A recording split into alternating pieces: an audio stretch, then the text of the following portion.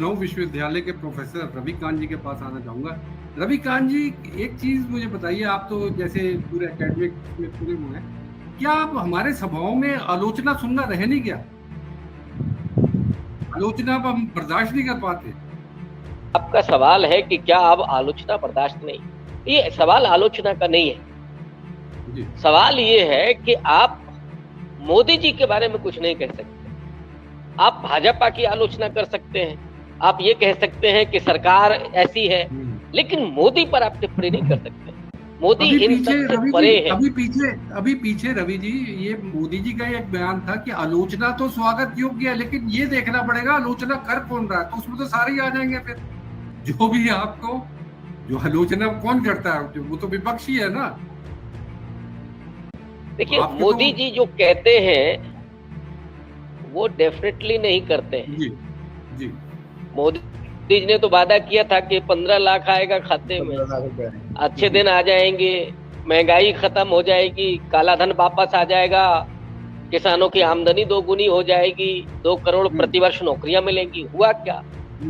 और जब वो ये कहें, जैसे मसलन जिस दिन उन्होंने पार्लियामेंट के बाहर मत्था टेका, तो क्या वो पार्लियामेंट के प्रति इतना आदर व्यक्त कर रहे हैं?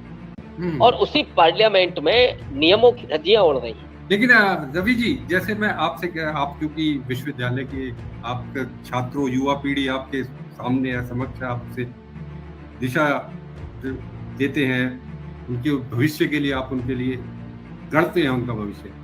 तो रवि जी, क्या शरण जो है वो सिर्फ राजनीति में आया, और क्षेत्रों में भी तो आया है? जैसे साहित्य आप ले लो या वो ले लो, जैसे एक बड़ी एक एग्जांपल दिया जाता है नेहरू जी और राष्ट्रकवि दिनकर जी का, कि नेहरू जी लड़खड़ा रहे थे तो उन्होंने संभाला था कि राजनीति जब लड़खड़ाती है तो साहित्य ही उसे संभालता है।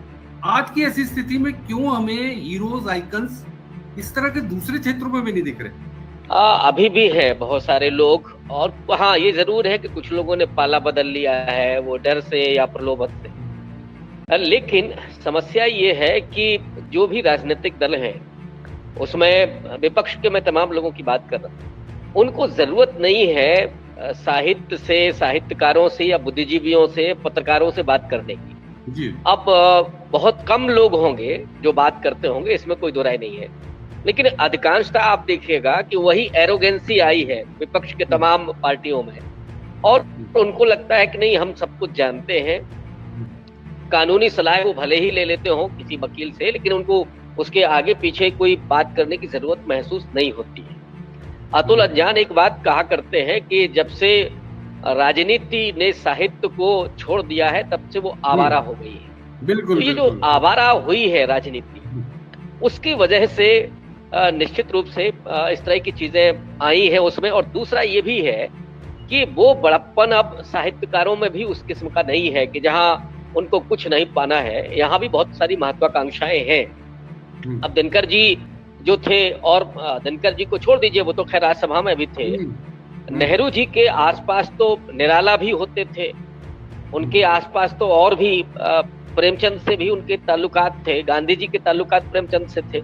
और ये लोग, कुछ ऐसा नहीं था कि उनको राजनीति से कुछ करना है। हाँ, राजनीति को मशाल की तरह वो दिशा दिखाना चाहते थे। प्रेमचंद का तो एक बहुत मशहूर कथन है जो लखनऊ में 1936 में उन्होंने दिया था, और उन्होंने कहा था कि साहित्य राजनीति के पीछे चलने वाली सच्चाई नहीं है, बल्कि साहित्य राजनीति और देशभक्ति के आगे मशाल की तरह जलने वाली सच्चाई है। और जब मैं साहित्य कह रहा हूं तो साहित्य का संबंध पत्रकारिता से भी है, साहित्य का संबंध और दूसरी रचनात्मकता से भी है। आपको ये वीडियो कैसा लगा, या अगर आपके दिमाग में कोई सवाल है तो कमेंट बॉक्स में जरूर बताइएगा। वीडियो पसंद आया तो लाइक शेयर करना ना भूलिएगा।